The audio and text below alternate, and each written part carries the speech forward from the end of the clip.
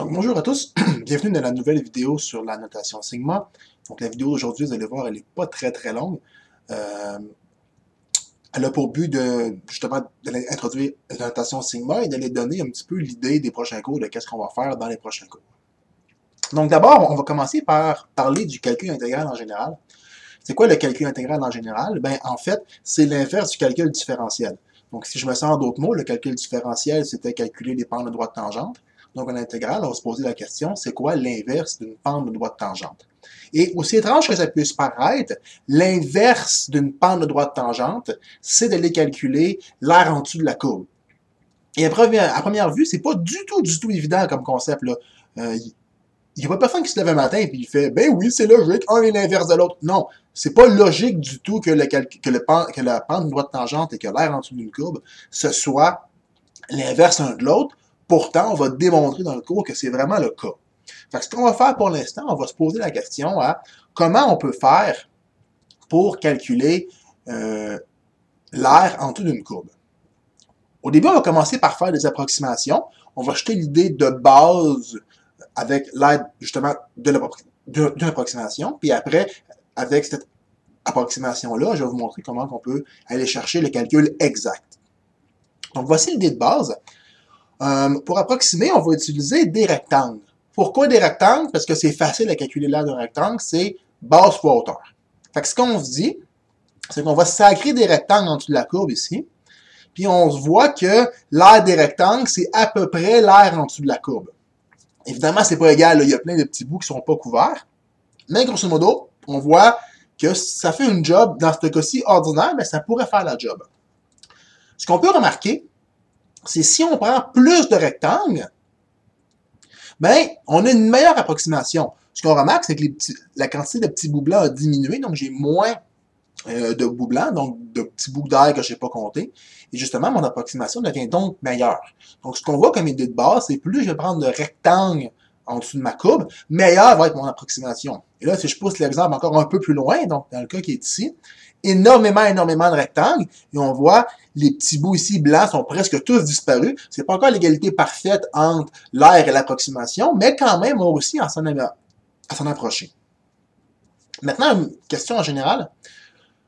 J'ai besoin de prendre combien de rectangles pour avoir maintenant, pas une approximation, mais avoir exactement l'aire en dessous de la courbe? Et la bonne réponse à cette question-là est infini. Donc oui, effectivement, si on est capable de prendre infini rectangles, puis on additionne l'aire de ces infinis rectangles-là, on va être capable de les calculer exactement l'aire en dessous d'une courbe.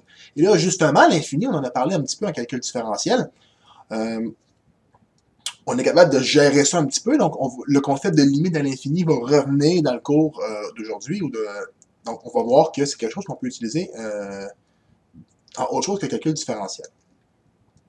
Maintenant, autre chose qu'on va parler aujourd'hui, c'est-à-dire, il faut faire énormément d'additions dans le cours d'aujourd'hui. Donc, qu'est-ce que je veux dire par là? On voit qu'il y a plein de petits rectangles, mais là, de tous ces rectangles-là, il faut les additionner. Pour pouvoir faire ça, on va se doter d'une nouvelle notation qui va s'appeler, attention, qui va s'appeler la notation sigma. Donc, la notation sigma, c'est quoi? C'est une notation qui nous permet d'écrire énormément d'additions de façon très compacte.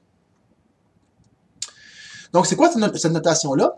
C'est l'espèce de symbole ici, là, qui est le symbole de somme en fait, qui est la lettre grecque sigma majuscule.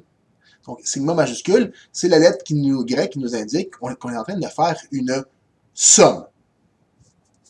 Et vous allez voir, si vous avez travaillé avec Excel, vous avez peut-être déjà vu ce symbole-là. C'est quelque chose, c'est pas juste les mathématiciens qui l'utilisent dans la vie en général, c'est le symbole de somme. Et qu'est-ce que ça veut dire qu'on voit ce symbole-là? Ben, on va regarder un petit peu la définition, mais c'est pas l'affaire la plus claire au monde à voir. Les exemples, ça va nous aider à mieux comprendre, mais on va quand même la regarder.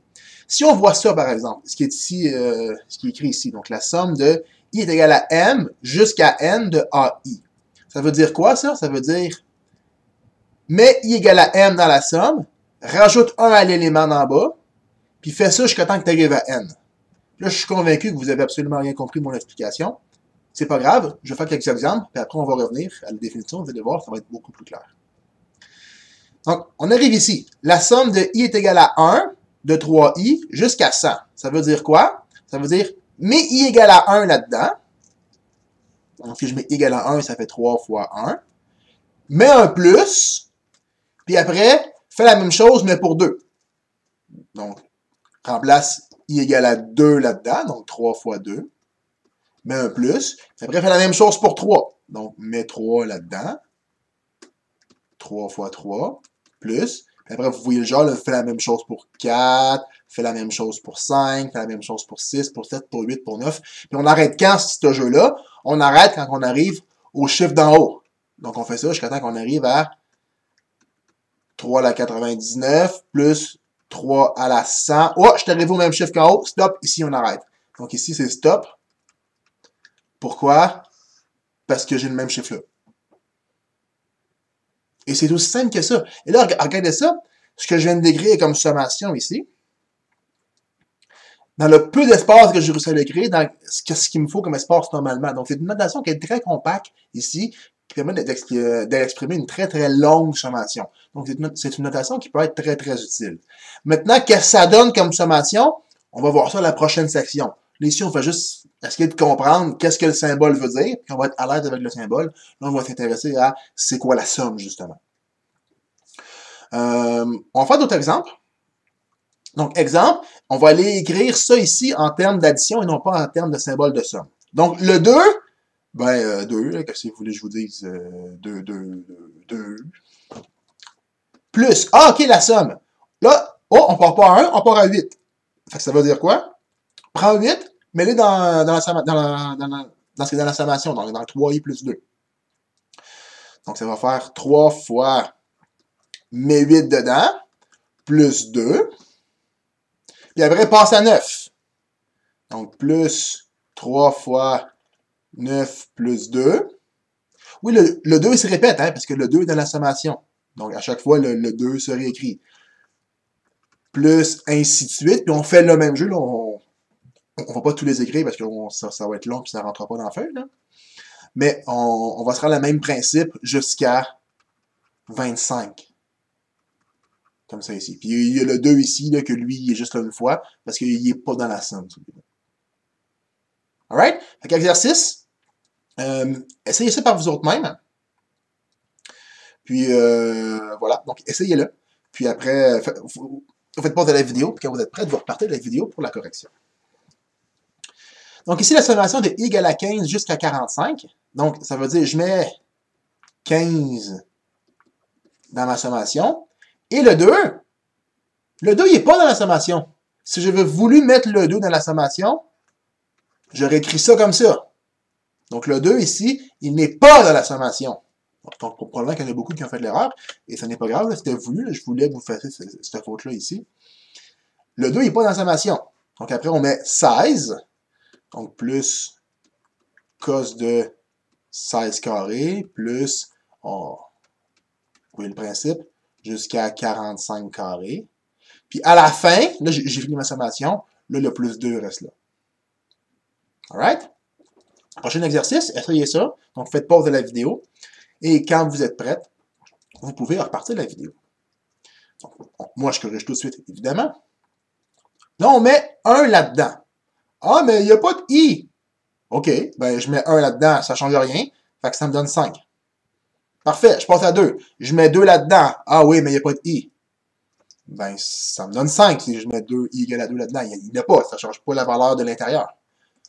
Puis après, je mets 3. Ça ne change rien. Après, je mets 4. Mon cerveau est accroché à mon crayon. Après, je mets 4 là-dedans, mais il n'y a encore rien. Ça continue à faire 5. Et ça continue à sommer des 5 comme ça, tac, tac, tac, tac, tac, jusqu'à temps que j'arrive à 50. Fait que grosso modo, c'est une somme de 5. Là, je vais écrire une bracket en haut, là, en bon français, une accolade, pour dire dans le fond ici qu'il y en a 50 des 5. Alright? Voilà. Donc, si on revient à la définition, c'est ça que je vous disais. Vous partez de i égale à m, vous mettez m dans la somme, puis après, vous augmentez de 1 ici. Donc, si je rajoute 1 à m, je me ramasse à m plus 1. Là, je le mets m plus 1 dans la somme, puis je fais un plus. Après, je rajoute 1 à lui, fait m plus 1 plus 1, ça fait m plus 2. Je mets m plus 2, puis je continue comme ça, jusqu'à temps que j'arrive à n ici. Donc, jusqu'à temps que j'arrive en haut. Et là, oui, c'est mn, là, mais Je comprends qu'ils suivent dans l'ordre alphabétique, mais ça n'a pas rapport ici, là, c'est juste deux lettres quelconques. Là. Donc, vous rajoutez, quand on incrémente avec des lettres, là, on rajoute M plus 1, M plus 2, M plus 3, donc j'incrémente ma lettre, puis jusqu'à temps que j'arrive à AN, peu importe. Donc, c'est ça le principe de la sommation. Maintenant, il existe plusieurs propriétés qui vont nous permettre de manipuler les sommes et justement d'être capable d'aller calculer le résultat de ces sommes-là. Et c'est ce qu'on va voir à la prochaine vidéo. Donc, je vous invite à aller regarder la prochaine vidéo, la section 1.2 du cours, et on se revoit justement dans cette vidéo-là. Bye!